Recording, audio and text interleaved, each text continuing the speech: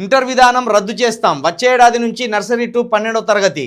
CM Revanth Reddy. ప్రభుత్వ school పిల్లలకు ఉచితంగా లేదంటే 50% రాయితీతో రవాణా సౌకర్యం. సామాన్యుడు భరించలేని స్థాయిలో వైద్య ఖర్చులు. ప్రైవేట్ డాక్టర్లు ఏడాదిలో నెలపాటు ప్రభుత్వ ఆసుపత్రుల్లో పనిచేయాలి. 20 ఏళ్ల ఆరోగ్యశ్రీ డేటాతో 65 లక్షల మందికి డిజిటల్ హెల్త్ కార్డులు. సంక్షేమ పథకాల కంటే పేదలు తమ కాళ్లపై నిలబడేలా చేయడమే మా లక్ష్యం. కోకాపేటలో మెడికవర్ ఆసుపత్రి ప్రారంభం. వైద్యులు రోబోల్లా మారొద్దని మానవత్వం చూపాలని హితవు.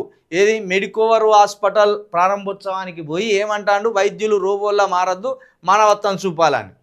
వైద్య సేవల కోసం పైసలు వసూలు చేసి ఆరోగ్యం మీదనే వ్యాపారాన్ని చేసే ప్రైవేట్ ఆసుపత్రిలో ఓపెనింగ్కు పోయి దయ్యాలు వేదాలు వల్లించినట్టుగా నువ్వు మానవత్వం గురించి మాట్లాడడం అనేది సిగ్గుచేటు. ముఖ్యమంత్రి గారు, మీరు ముఖ్యమంత్రి అయిన తర్వాత ఏదైనా ప్రభుత్వ హాస్పిటల్ని కట్టి ఓపెనింగ్ చేసిన సందర్భం ఉన్నదా?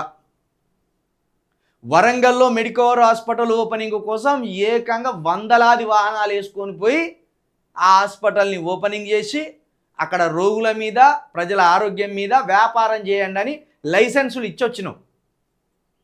ఇప్పుడు రాష్ట్ర వ్యాప్తంగా మెడికవర్ హాస్పిటల్ను ఎందుకు ప్రారంభిస్తున్నాడు రేవంత్ రెడ్డి గారు?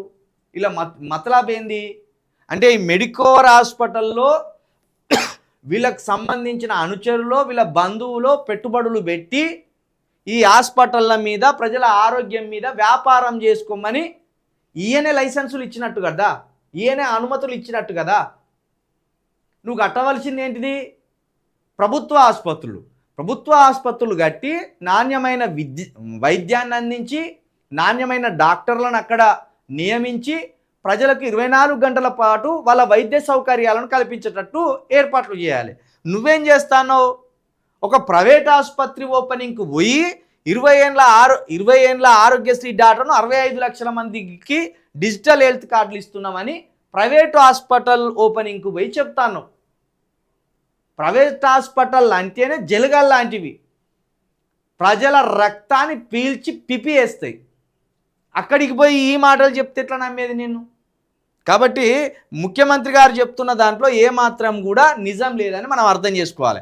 అసలు మెడికవర్ హాస్పిటల్ల ప్రారంభోత్సవాలకు ఎందుకు పోతున్నావు నువ్వు? మెడికవర్ ఆసుపత్రుల ప్రారంభోత్సవానికి నువ్వు పోయి ప్రభుత్వ ఆసుపత్రులను అభివృద్ధి చేస్తామంటే అర్థం ఉన్నదా? ప్రైవేటు ఆసుపత్రులను ప్రోత్సహించేదే నువ్వు. ప్రైవేట్ ఆసుపత్రులను ప్రోత్సహిస్తూ మళ్ళీ ప్రభుత్వ ఆసుపత్రులలో మేము నాణ్యమైన విద్య ఇస్తామంటే ఎట్లా నమ్మాలి? దీన్ని ఈ 2 నాలుకల ధోరణిని ఎట్లా సమర్థించాలి? కాబట్టి ప్రభుత్వ ఆసుపత్రులను పూర్తిగా నిర్వీర్యం చేస్తూ ప్రైవేట్ ఆసుపత్రులను ప్రోత్సహించడంలో ముఖ్యమంత్రి గారు చాలా బిజీగా ఉన్నారనేది దీన్ని బట్టి అర్థమవుతాను. ఇది రెండోసారి నువ్వు మెడికవర్ ఆసుపత్రి ప్రారంభోత్సవానికి వెళ్ళడం, ఇది రెండోసారి నువ్వు అధికారంలోకి వచ్చినాక. మొదటిది వరంగల్లో ఓపెనింగ్ చేసినావు, ఎందుకంటే హైదరాబాద్ తర్వాత అలాంటి ఒక గొప్ప సిటీ వరంగల్. కాబట్టి వరంగల్లో అన్నీ ఉంటాయి, అక్కడ వ్యాపారాలు అద్భుతంగా జరుగుతాయనే ఉద్దేశంతో అక్కడ మెడికవర్ హాస్పిటల్ కట్టి అక్కడ వ్యాపారాన్ని ప్రారంభించినవు. ఇప్పుడు కోకాపేటలో ఒక మెడికవర్ హాస్పిటల్. ఖచ్చితంగా ఇందులో ముఖ్యమంత్రి గారికి సంబంధించిన వ్యక్తులు పెట్టుబడులు పెట్టిండ్రు కాబట్టే ముఖ్యమంత్రి గారు ఈ మెడికవర్ హాస్పిటల్లో చుట్టూ తిరుగుతున్నారు అనేది నా ప్రధానమైన అనుమానం, ఆరోపణ కూడా.